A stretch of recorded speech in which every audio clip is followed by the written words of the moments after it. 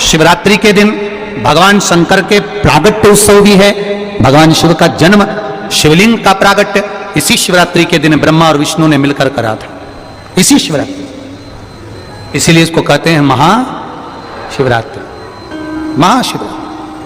और इसी दिन मां उमा महेश के साथ में, भगवान शिव के साथ में ब्याही थी, इसी शिवरात्रि। इसीलिए इसको शिव नवरात्रि कहते हैं। और इसके बाद में फिर दूज जो आती है उसको फुलेरा दूज कहते हैं।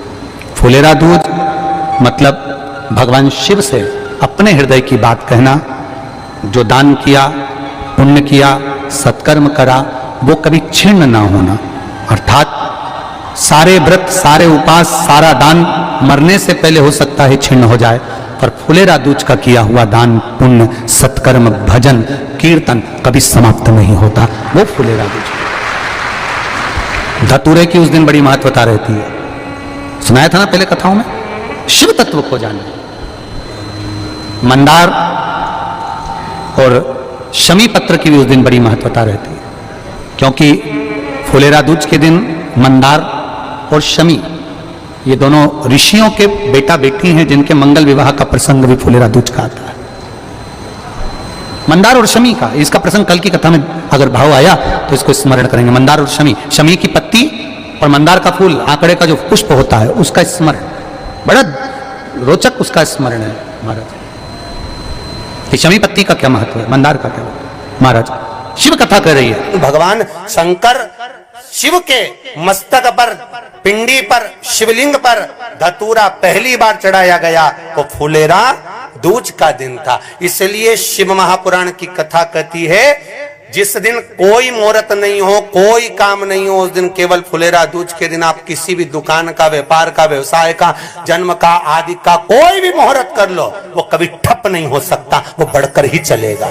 सारी जिंदगी के कांटे निकल जाते हैं, सारी जिंदगी के कांटे समाप्त हो जाते हैं फुलेरा दूज। और उनके लिए भी निवेदन करूंगा जिनके यहाँ कर्जा बहुत है, बहुत कर्जा है, चूक ही नहीं रहा, पैसा ही नहीं रहा, व्यापार चले तो कर्जा चूके, उनके लिए भी निवेदन करूंगा। एक धतूरा बेलपत्री के पेड़ के नीचे शिवलिंग का निर्माण कर कर फुलेरा दूज के दिन उस धतूरे को अपनी कामना कर कर हल्दी में भिंगोकर उसको भगवान शंकर को समर्पित कर दीजिए, अपनी कामना कर कर। उसी हल्दी की एक बिंदी अपने साथ में रुमाल में लगाकर अपने व्यापार व्यवसाय की जगह पर लेकर जाइए। कर्जा धीरे धीरे धीरे धीरे जब चूकेगा, जब लक्ष्मी आएगी, तो लक्ष्मी की वृद्धि भी वो करता महाराज। ये फुलेरा दूज के उपाय। जिस दिन मां जगतजननी जगदम्बा अंबा स्वयं भगवान शंकर को मौन होकर देख कर विलापित होती हैं, नैनों से नीर बहता, शिव को हुआ क्या, शंकर को क्या हुआ है। शास्त्र कहता है, भले इसको छुपाकर रखा गया हो शास्त्रों के अनुसार, पर इसकी महत्वता बड़ी। जो दुकान, जो व्यापार, जो व्यवसाय,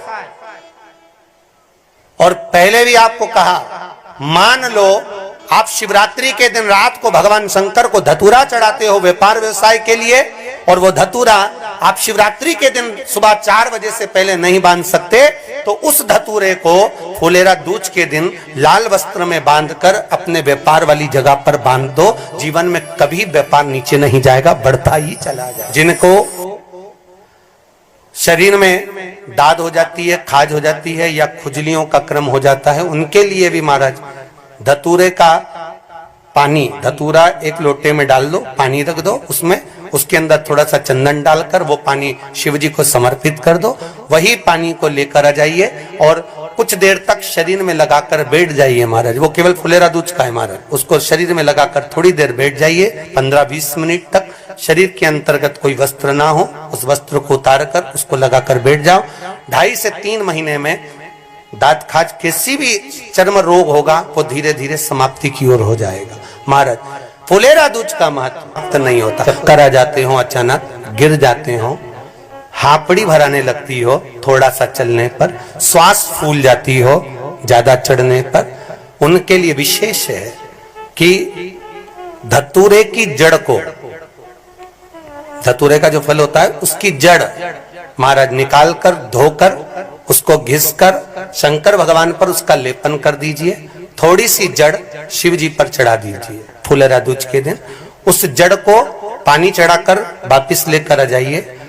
जो मिर्गी का मरीज होता है, जिसको दमे की शिकायत होती है, श्वास की होती है, चलने में हापड़ी भरा जाती हो, फुलेरा दूज के दिन दोपहर के समय पर उसको वो जड़ केवल 3 या 4 बार सुगंध में सुंगा दी जाती है तो मिर्गी की बीमारी समाप्त हो जाती है। और जिसको दमा श्वास फूलता है उसको भी आराम लग जाता है। फुलेरा दूज के दिन उसके लिए नित्य आनंद का सुख दे जाती है। एक बहुत सुंदर बात कहना चाहेंगे, जिंदगी में कभी मौका लगे तो स्मरण करिएगा।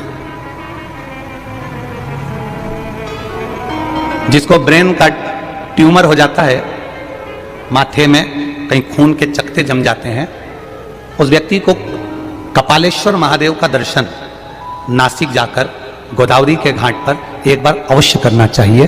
उसकी राह मंजिल सरल हो जाती है, रोग का निवारण होता है। कपालेश्वर महादेव, वो कपालेश्वर महादेव।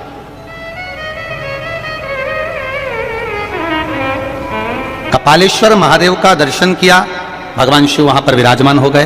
और भी ध्यान दें, जिसको बहुत भारी बीमारी हो, डॉक्टर कह रहे हैं कि ऑपरेशन की जरूरत है, ऑपरेशन कराना पड़ेगा, गांठ हो गई है, ये हो गया है, वो हो गया है, निवेदन है एक धतूरा फुलेरा दूज के दिन भगवान शंकर के शिवलिंग पर समर्पित करें और 5 बेलपत्र नंदीश्वर भगवान पर अर्थात भगवान नंदी पर समर्पित करें। जीवन में कितनी बड़ी भी बीमारी होगी वो आगे नहीं बढ़ सकती, ऑपरेशन की जरूरत नहीं पड़ सकती, वो केवल फुलेरा दूज पर हो।